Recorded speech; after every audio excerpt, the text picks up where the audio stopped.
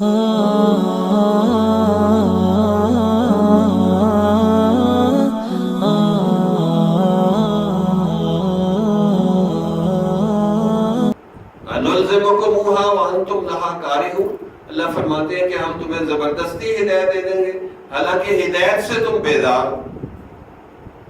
تو زبردستی اللہ ہدایت نہیں دیتا، ہدایت سب سے مہنگی چیز ہے، مانگیں گے تو ملے گی۔ یاد رکھیں، نوح علیہ السلام کا بیٹا ہے، اس نے ہدایت نہیں مانگی، کافر ہو کے مر گیا، بیوی کافر ہو کے مر گئی۔ اللہ حتیٰ کہ نبی میں بھی سفارش کی، اللہ نے نبی کی بھی سفارش نہیں مانی۔ ایمان اپنا اپنا لے کے جائیں گے، اگر ایمان نہ گیا تو پھر ککھ نہیں بچے گا۔ اگلے جہان تو ایمان پہ ہی فیصلے ہونے، عمل میں کوئی کمی کوتاہی ہوگی وہ برداشت ہو جائے، استغفار کر دیں گے آپ کے لیے، لیکن اگر ایمان کے بغیر آپ گئے تو پھر تو انتہائی خطرے میں ہوں گے۔ تو پھر تو یاد رکھیں کہ بندے کا ایمان نہیں تو پھر ککھ نہیں بچتا اس کا۔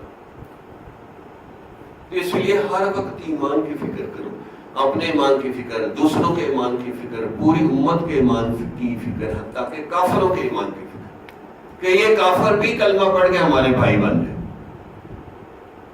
آج کافروں سے ہماری پٹائی کیوں ہو رہی ہے؟ کہ ہم نے ان تک کلمہ اور قرآن نہیں پہنچایا۔ اگر ہم سارے مسلمان ان تک کلمہ اور قرآن پہنچا دیتے تو وہ کافر مسلمان ہو جاتے، لیکن ہمیں فرصت ہی نہیں۔ جی مولویوں کا کام ہے، مولوی کہتے ہیں لوگ ہماری سنتے نہیں چاہتے، نہ وہ ذمہ داری قبول کرتے ہیں نہ عوام کرتی ہے۔ اسی لیے شیخ الحدیث مولانا ذکریہ فرماتے تھے علماء کا یہ عذر نہیں مانا جائے گا کہ لوگ سنتے نہیں تھے، تمہارے مشائخ نے، انبیاء نے بھی سنایا ہے، نبیوں کی بات بھی لوگ نہیں سنتے تھے۔ اور عوام کا بھی یہ بہانہ نہیں سنا جائے گا کہ ہمیں کوئی سنانے والا نہیں تھا، سمجھانے والا نہیں تھا، ہمارے سٹیٹس کے مطابق ہمیں نہیں سمجھایا، ان کا بھی یہ بہانہ نہیں مانا جائے گا۔ ان سے پوچھا جائے گا تم نے خود کیوں نہیں قرآن کا علم حاصل کیا، خود کیوں نہیں اپنے ایمان کی حفاظت کی؟ ڈبل مجرم ہو۔